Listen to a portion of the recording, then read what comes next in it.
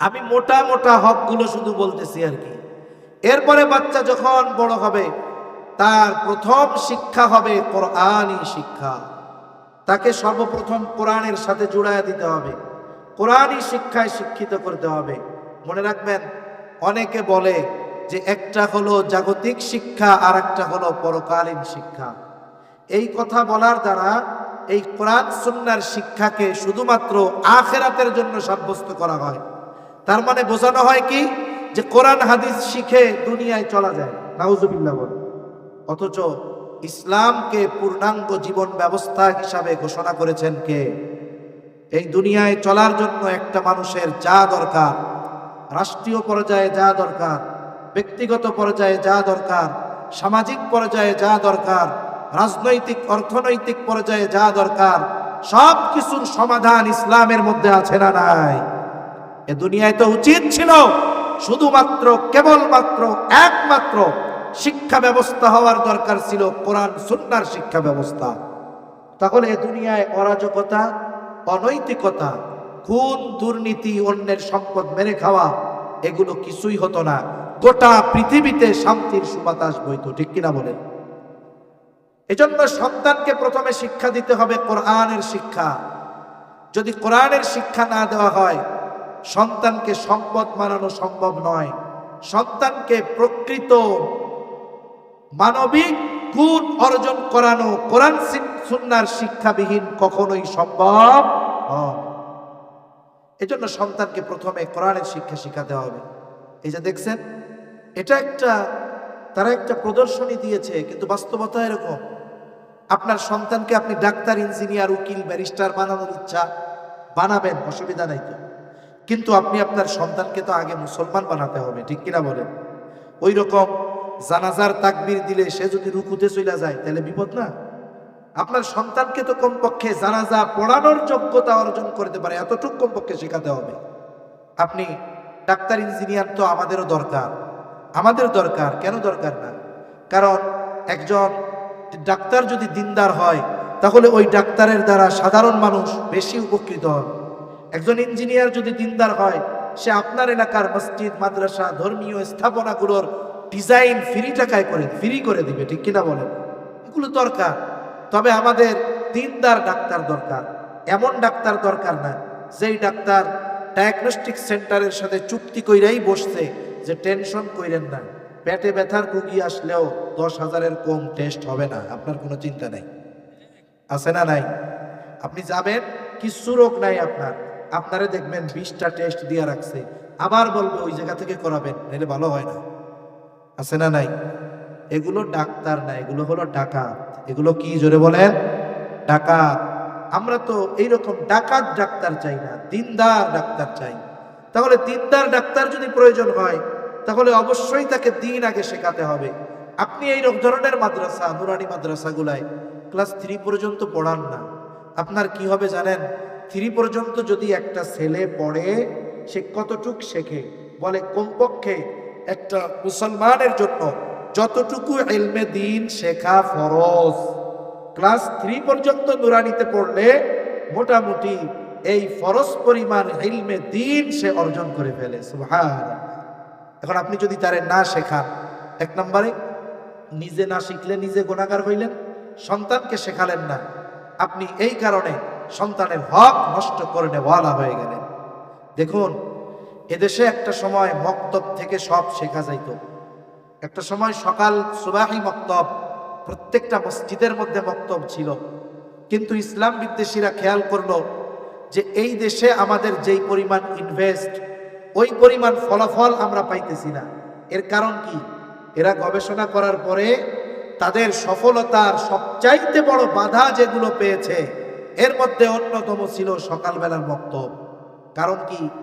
যেই বাচ্চাটার নামাজ ফরজ হয় নাই, ওই বাচ্চাটা 6 বছর বয়স, ফজরের নামাজে মা ডাক না দিলেও ওই বাচ্চাটাকে মক্তবে যাওয়ার জন্য তাকে পিটানো হইতো, জোর করে মক্তবে পাঠায় দেওয়া হইতো। দেখা যাইতো ওই বাচ্চাটার নামাজ ফরজ হওয়ার আগেই যতটুকু শেখার দরকার মক্তবে গিয়ে সে শিখে যাইত। এখন এই মক্তব ঠেকানোর দরকার।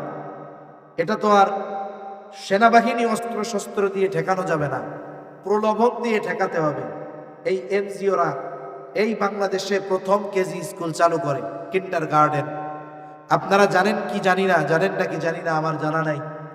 যখন প্রথম কিন্ডার গার্ডেন আসে এদেশে, একবারে সব কিন্ডার গার্ডেন গুলো এনজিওদের তত্ত্বাবধানে চলতো।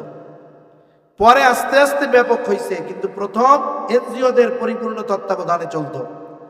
এই কিন্ডার গার্ডেনের ক্লাস রুটিন কি বলে, এটা শুরু হয় সকাল 6টায়, আর আমরা প্রাইমারি স্কুলে যাইতাম সকাল 10টায়, সকালে 6টায় থাকতাম মক্তবে। কিন্ডার গার্ডেন এই প্রতিষ্ঠা করে তারা বিভিন্ন প্রলোভন দেখাইছে, যে দেখেন আমাদের এইখানে 4 বছর বয়স থেকে পড়বে, আপনার ছেলে তো প্রাইমারি যেতে যায় 6 বছর বয়সে, আমাদের এইখানে 4 বছর বয়সে যাওয়া শুরু করবে। প্রাইমারিতে 1-2তে বই পড়ে 2টা, আমাদের এইখানে 4 বছর বয়স থেকেই পড়বে 6টা। সাধারণ জ্ঞান শিখতে পারবে, ইংরেজি আলাদাভাবে শিখতে পারবে, 5 বছর বয়স থেকেই ইংরেজিতে পটপট করে কথা বলবে। এই লোভ যখন দিছে, মানুষেরা মক্তব থেকে সন্তানদেরকে এনে পৌঁছায়া দিছে কিন্ডার গার্ডেনে। মক্তব খালি, মক্তব কি খালি। এদেশের ওলামায়ে কেরাম মানুষের ভালো চায়, কল্যাণ চায়, কিন্তু মানুষ বোঝে তবে পরে। কল্যাণ যে চায় এটা বুঝে মানুষ, কিন্তু বুঝে পরে। এদেশে একটা তথ্য দেখলাম, 50,000-এর উপরে এনজিও আছে, মানে সুদে টাকা দেওয়া বাটিয়ে। 50,000-এর উপরে এনজিও আছে। স্বাধীনতা পরবর্তীকালীন সময় যখন এদেশে এনজিওরা আসতে চেয়েছিল, ওই সময়ের উলামায়ে কেরাম যারা ছিলেন তারা বলেছিলেন যে আমরা রক্ত দিয়ে এই দেশ স্বাধীন করেছি, এই দেশ যদি আবার গড়তে হয় আমরাই গড়ব। কিন্তু কি দেখা গেল, তারা এসে প্রলোভন দিছে যে আপনাদের চিকিৎসা দরকার, খাদ্য দরকার, বাসস্থান দরকার, এগুলোর ব্যবস্থা আমরা করে দিব। উলামায়ে কেরাম তাদের দুর্বিসন্ধি ধরতে পেরেছিলেন, নিষেধ করেছিলেন, বাধা দিয়েছিলেন। ওই সময়ের মানুষ উলামায়ে কেরামের বিরুদ্ধে গিয়া বলে হুজুররা আমাকে ভালো চায় না। এরপরে কি হইল, আজকে পত্রিকায়ও খবর আসে মাঝে মধ্যে যে এনজিও গুলো মানুষের কল্যাণ করা তো বহুদূর, উপকার করা তো বহুদূর, উপকারের নামে সুদের উপরে টাকা দিয়ে যখন ওই প্রত্যন্ত অঞ্চলের ওই দরিদ্র মহিলা সুদের কিস্তি দিতে পারে না, তখন তার পরনের কাপড় খুলে পর্যন্ত নিয়ে যাওয়া হয়। তাহলে এই সতর্কতা উলামায়ে কেরাম আগেই করছিল, আমরা মানি না। এখন উলামায়ে কেরাম দেশকে ভালোবাসে। কেন ভালোবাসে? বলে এদেশের কোনো আলেমের বেগম পাড়ায় বাড়ি নেই, এদেশের কোনো আলেমের আমেরিকায় বাড়ি নাই, ইংল্যান্ডে বাড়ি নাই, এদেশের কোনো আলেম অর্থ পাচারের সাথে জড়িত নয়, এদেশের কোনো আলেম দুর্নীতির সাথে জড়িত নয়। আলেমরা জানে এই দেশেই আমাদের থাকতে হবে, এই দেশেই আমাদের আগামী প্রজন্মকে বাঁচতে হবে। তাহলে এই দেশ যদি শান্তিময় না হয়, এই দেশ যদি সুষ্ঠুভাবে না চলে, তাহলে আমাদেরও কষ্ট, আমাদের আগামী প্রজন্মরও কষ্ট। এই চিন্তা করে উলামায়ে কেরাম দেশপ্রেম অন্তরে নিয়ে দেশের কল্যাণেই কাজ করে। কিন্তু সাধারণ মানুষ বুঝে, কিন্তু পরে বুঝে, যখন বুঝার দরকার তখন বুঝে না। উলামায়ে কেরাম চিন্তা করলেন মক্তবগুলো শূন্য হয়ে যাচ্ছে। মক্তব শূন্য হয়ে যাওয়া মানে দেশকে ইসলাম শূন্য করার পায়তারা। উলামায়ে কেরাম ফিকির করলেন কি করা যায়। ফিকির করে এক পদ্ধতির আবিষ্কার করলেন, নাম দিলেন নুরানি পদ্ধতি। বলে নাম যেমন নুরানি, কামও তেমন নুরানি। এইবার ছোট বাচ্চারা কিন্ডার গার্ডেনের বদলে চলে আসলো নুরানি মাদ্রাসায়, যেখানে বাংলাও শেখায়, অঙ্কও শেখায়, ইংরেজিও শেখায়, সাথে সাথে আরবিও শেখানো হয়। এক কথায় একজন মুসলমান হিসাবে যা দরকার তাও শেখানো হয়, জাগতিক যেই জ্ঞান তাকে তাও শেখানো হয়। আর এক একটা ছোট বাচ্চার হাতের লেখা কত সুন্দর। অনেক স্কুল কলেজের মাস্টার্স বিসিএস কমপ্লিট করা লোকের লেখাও এত সুন্দর হয় না, ঠিক কিনা বলেন? এই নুরানি মক্তবগুলো, মাদ্রাসাগুলো এত ব্যাপক আকারে সাড়া ফেললো যে গত সরকারের সময় একজন শিক্ষামন্ত্রী ছিলেন, ইসকনের প্রোডাক্ট ছিলেননি তারে আপনারা? আরে ফেনীর একটা রিপোর্ট দেখলাম পত্রিকায় যে প্রাইমারি স্কুলগুলো ছাত্রছাত্রী শূন্য হয়ে যাচ্ছে। কি করা দরকার? বলে এই কারণে মাদ্রাসাগুলোতে নজরদারি বাড়ানো হবে। খালি হয়ে যাচ্ছে স্কুল, নজরদারি বাড়াবে কোন জায়গায়? মাদ্রাসায়। এই দুনিয়ায় কিছু লোক আছে, এদের অভ্যাস কি জানেন? বাহিরে গ্যাঞ্জাম করছে, বাড়ির বাইরে কি করছে? এক জায়গায় ঝগড়া করছে, মারামারি করছে, পিটানি খাইয়া আইছে। এখন এই বীর পুরুষ বাহিরে পিটানি খাইয়া আইসা ঘরে আইসা বউরে পিঠায়। আছে না এরকম কিছু বীর পুরুষ? উনি খাইছে মায়ের আর এক জায়গায়, আইসা ঘরে আইসা বউ পিটাইয়া উনি বাহাদুরি দেখাইতেছে। এরে কি আপনারা বীর পুরুষ বলবেন না কাপুরুষ বলবেন? আরে তোদের তো চিন্তা করার দরকার ছিল যে এত ফ্যাসিলিটি দেয় এক একটা প্রাইমারির টিচারদেরকে, কত বড় স্থাপনা বিল্ডিং বানায় দিছি, আবার আমাদের খরচে তাদেরকে টিফিন দেওয়ায়, এরপরেও কেন স্টুডেন্টরা স্কুল ছেড়ে মাদ্রাসায় যাচ্ছে? এর জবাবদিহিতা তো প্রাইমারি স্কুলের টিচারদের কাছে চাওয়া দরকার ছিল, ঠিক কিনা বলেন? আমরা বলি কি যে এত ঝামেলার দরকার নেই। এক কাম করেন, ওই প্রাইমারি স্কুলে যেই গাধাগুলারে রাখছেন পড়াইতে পারে না, ওইগুলারে বাদ দিয়া আমাকে নুরানির শিক্ষকগুলারে ঢুকায়া দেন, আর সিলেবাসটা আমাদের হাতে দিয়া দেন। দেখেন কি হয়। ওই প্রাইমারি স্কুলের যেই বিল্ডিং আছে জায়গা দিয়া কুল পাবেন না ইনশাআল্লাহ, ঠিক কিনা কম? আর যেই মানুষগুলো বুঝে যে আমার সন্তানকে মানুষে পরিণত করতে হবে, এই ধরনের মানুষ জাগতিক শিক্ষায় শিক্ষিত হলেও এই মানুষগুলো তাদের সন্তানকে দ্বীনি শিক্ষায় শিক্ষিত করে, ঠিক কিনা বলেন? আমার এক বন্ধু ছিল, এরা 3 ভাই মাদারীনগর থেকে ফারেক হয়েছে। এখন ওনার বাবা ছিলেন মতিঝিল আইডিয়াল কলেজের ইংরেজি শিক্ষক। উনি ওনার 3 সন্তানরাই দিছে মাদারীনগর মাদ্রাসায়। মতিঝিল আইডিয়ালে ভর্তি হওয়া এটা মোটামুটি এভারেস্ট জয় করার মতো।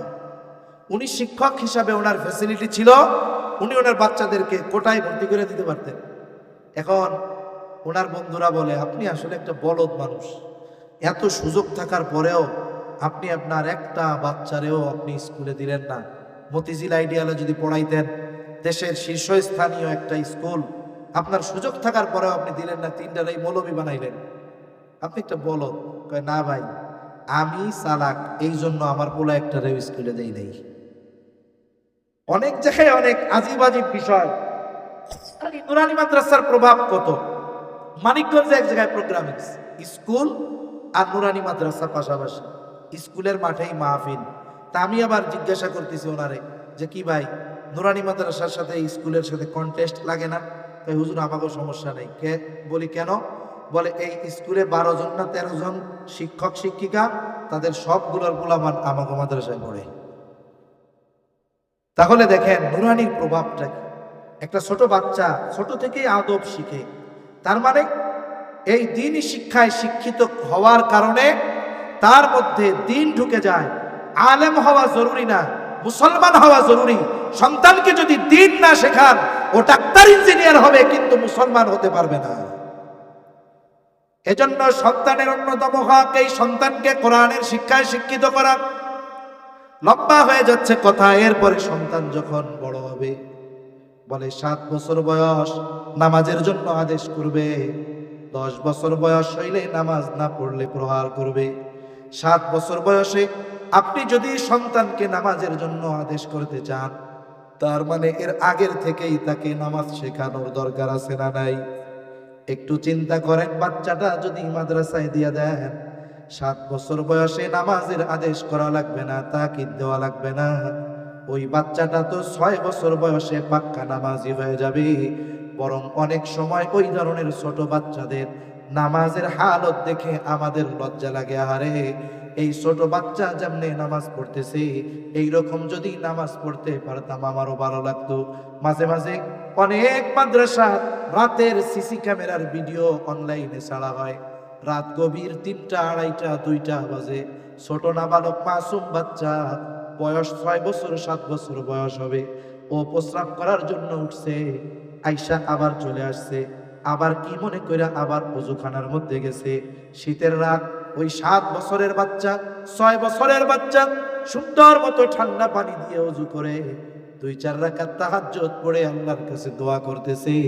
চিন্তা করে দেখেন, আপনি আপনার 14-15 বছরের বাচ্চাটাকে পায়ে ধরে মসজিদে নিতে পারেন না, কিন্তু এই মাদ্রাসাগুলোর 7 বছরের বাচ্চা গভীর রজনীতে উঠে তাহাজ্জুদ পড়ে আল্লাহ তাআলার কাছে কান্নাকাটি করে, বলে এই সন্তান যখন বড় হবে ও অন্যায় করবে, অপরাধ করবে, এটা কখনোই হতে পারে না।